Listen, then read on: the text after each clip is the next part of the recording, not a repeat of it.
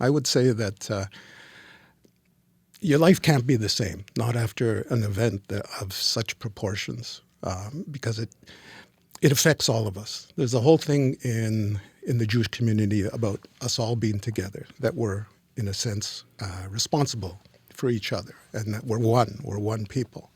So when something like that happens, it just can't help but affect you. It's deep pain, deep shock. And to think what the people are going through. And to this day, here we are a year later, there's still a little over 100 hostages still in captivity. Well, now the war has expanded, several fronts. It's something we always think about. We're always talking about it. It never leaves our brains. It's there all the time.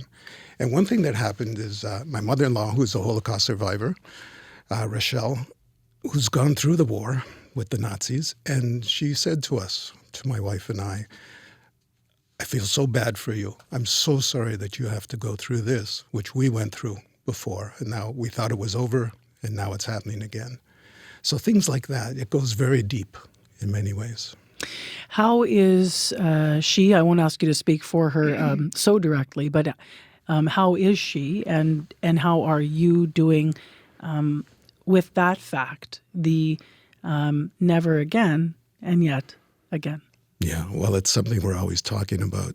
My mother-in-law's, is obsessed with the news. She watches it quite a bit every day, and she sees what's going on, and she just, in some ways, she doesn't almost see a way out of it. So we talk about it all the time. It's something that's always truly on our minds, and I feel for her. I feel for everybody. How has it impacted your life as a Manitoban and in your relationships in Manitoba? Well, it's more about how it's affected me as a human being, really, more than anything. Sure, we're here in Manitoba. We've got our different communities, and our communities are together. In one way, it's inspiring because we have rallies once a week where all we do is just make our presence known and keep it in the news for people.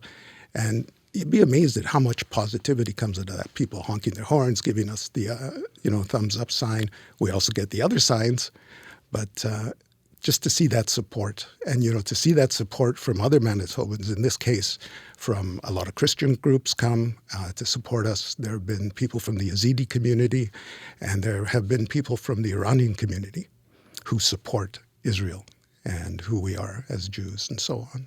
So it's good to see.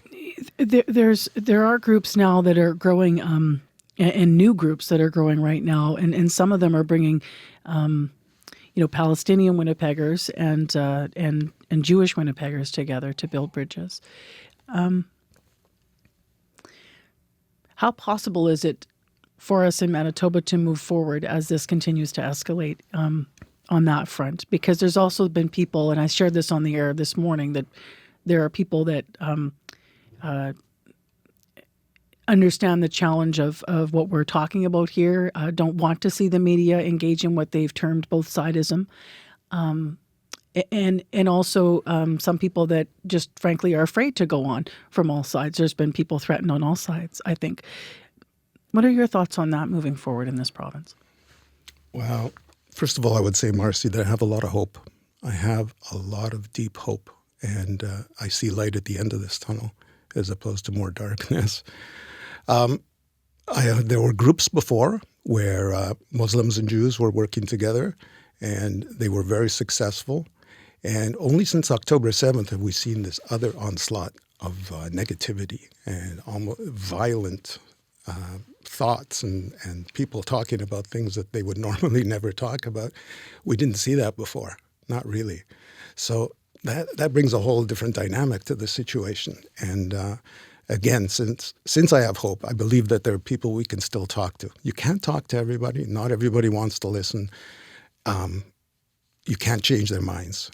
I would just say one thing that comes out of all of this. I just wish people would educate, like regular Manitobans. I just wish they would educate themselves more about this whole situation. If you're just looking at the headlines that you might see in the media or little film clips, this and that, you're going to get a biased picture of what's really going on. If you take the time, if you have that luxury of being able to educate yourself to see what the narratives really are, what the truth is, what has happened after all this time, I think it can open some doors to more hope and peace in that way. Anything you want to add, Kinsey? I know you were preparing to come in today and speak about your personal perspective on this as part of our series. Anything you want to add I haven't asked you about?